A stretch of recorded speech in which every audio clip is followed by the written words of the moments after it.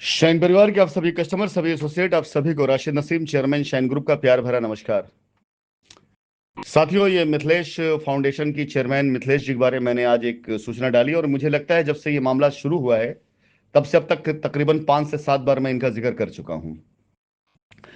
मैं थोड़ा बताना चाहूंगा आप लोगों को। आप में से वो कस्टमर जो कंपनी साथ खड़े हैं, उनके लिए तो खैर उनकी सेहत नहीं फर्क पड़ने वाला, लेकिन जो लोग लीगल में गए हैं, कैसे इन जैसे शातिर लोगों के द्वारा बनाए गए बेवकूफी के वो सारे तंत्र जो थे ना, इस्तेमाल किया इन्होंने आपके लिए और पैसे कमाए आपसे। और आज निरीह मजबूरन आकर के आपकी कगार में खड़े हैं, खुद क्लेम डाल रहे हैं। ये 2019 में अपनी रजिस्ट्री करा करके कंपनी पे अनावश्यक दबाव बना करके कंपनी स्टाफ को गिरफ्तार करा करके वहां पर नाम कमाने वाली मिथिलेश सिंह, जिन्होंने मिथिलेश फाउंडेशन के नाम पर अपने कुछ गुर्गों को लेकर के इसमें ताबिश नाम कर रखा था, जो बाद में भारतीय उन्मूलन उत्पीड़न के नाम से कुछ उसने अपनी बनाई, राजकुमारी गुप्ता थी। इन सब लोगों ने मिलकर किस प्रकार से आप सब लोगों को बेवकूफ बनाया। जो इनके साथ रिटो में गए थे वो याद रख करें इस बात को कि 2019 में और 2020 में इको गार्डन में प्रदर्शन करने वाले लोगों में ये लोग जो आपसे चंदे के तौर पर करोड़ों रुपए इकट्ठा किए सिर्फ इसलिए कि आपका पैसा दिला देंगे, और आज ये आपकी लाइन में आके लगे हुए हैं। मतलब ये जो आपको पैसा दिलाने के लिए आपसे पैसा लिए, करोड़ों रुपए कमाए, आज ये हाथ बांधकर लाइन में लगे हुए हैं और इनको भी अप्रैल के महीने की डेट लगी हुई है। मैं चैलेंज देके कहता हूं कि इनका क्लेम पास नहीं हो सकता। क्यों? क्योंकि इन्होंने एफआईआर में जो लिखे हैं वो साबित ही नहीं कर पाएंगी। तो जिस कंपनी में एफआईआर इन्होंने किया है उस कंपनी से इन्होंने पैसे भी प्राप्त किए हैं। मैं तो ये नहीं समझ पा रहा हूं, और मुझे पक्का यकीन है कि जो पैसा इन्होंने निवेश किया कंपनी में उससे अधिक पैसा इनके अकाउंट में जा चुका है, और इन्होंने इस बात को छिपाया जरूर होगा 100%। क्योंकि ये मिथिलेश सिंह ही थी जिनके अकाउंट में पैसा ट्रांसफर करते हुए कंपनी को पता चला कि कंपनी का बैंक अकाउंट सीज कर दिया गया है। उससे ठीक एक दिन पहले भी इनके अकाउंट पैसा गया था। ये उस समय एसीपी महोदया जो थी यहां पर, उनके गोमती नगर में, उनके द्वारा प्रेशर बना करके, और सीओ जो वहां के चौकी इंचार्ज थे उनके ऊपर प्रेशर बना करके बाकायदा ऑफिस में आकर के बैठ करके पैसे ट्रांसफर कराती थी।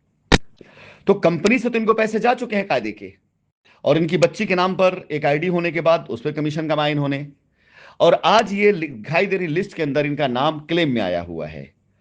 तो पहले तो इन्होंने जिन लोगों से पैसे वसूले, पैसा दिलाने के नाम पर 2019 और 20 में इको गार्डन में धरना प्रदर्शन कराया, जरा ये उनको जवाब दे दे कि जब इतनी ही निरीह थी और इनको भी आके इसी लाइन में लगना था तो वहां पर उन कस्टमरों को बहकाने की क्या आवश्यकता थी। आप जैसे लोगों की वजह से ये नौबत आई है।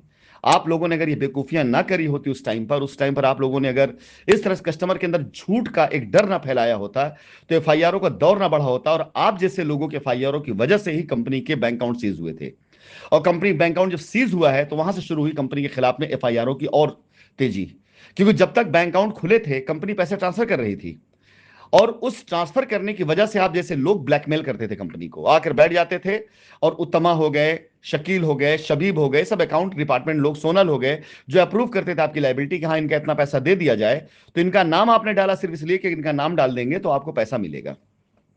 तो ब्लैकमेलर बन करके आपने ऑफिस से बैठ करके ब्लैकमेल करके ऑफिस का पैसा लेके गई। उसके बाद आपने बाहर आकर एक संगठन बनाया, एक संस्था बनाई, ऑर्गेनाइज तरीके से आपने क्राइम किया और बाकायदा लोगों को, पब्लिक को इकट्ठा कर कंपनी के खिलाफ बहकाया। करोड़ों रुपए अपने अकाउंट में लिया आपने, दुबई घूमने के लिए गई आप, वहां पे मार्केटिंग की, खरीदारी की आपने, वहां से लौट करके लोगों को झूठ बोला आपने कि आप दुबई जाकर के राशिद नसीम को प्रत्यर्पण कराने के लिए गई थी, काउंसलेंट गई थी। सब झूठ था। आपने सिर्फ आकर दुबई मॉल में मार्केटिंग खरीदी, सामान खरीदा आपने, और उसके बाद बैठ गई घर पे आराम से ताबिश बाबू से लड़ाई करके, दोनों आपस में पैसे बांट करके, और पैसे की मारामारी हुई, और बैठ गई अपने घर में आप कि बस अब खत्म हो गई कहानी। और इंतजार करते करते चुपके से जाके आपने क्लेम डाल दिया कि नहीं आपका भी पैसा कंपनी में निवेश है। तो उन निवेशकों को क्या जवाब देंगे आप जो आपके साथ लाइन में आके लगे हुए हैं, जिन्होंने आपके ऊपर भरोसा करके 2019 और 20 में आपको पैसे दिए? आप कहने फायर उनका तो आपने बिल्कुल डुबा दिया है, उनको आपने बिल्कुल गर्त में मिला दिया, उनको पैसे नहीं मिलने वाले हैं। जितने भी लोग आपके साथ गए थे, जितने भी लोग चिन्हित किए गए हैं, ऐसे संगठन, ऐसे आप जैसे लोग और ऐसे वकीलों के साथ जितने लोग हैं जिन्होंने कंपनी के पीछे जानबूझ करके ऐसे इल्जाम लगाए कंपनी के ऊपर जिससे कंपनी कोई लेना नहीं था, इनके किसी कस्टमर को 1 रुपया नहीं मिलेगा तब तक जब तक ट्रायल नहीं हो जाता है। तो मिथिलेश जी आप देख लें, ये मेरा आपको बिल्कुल एडवाइस भी है कि जितनी ताकत लगानी लगा लीजिए, आपका क्लेम तो नहीं पास होने वाला है।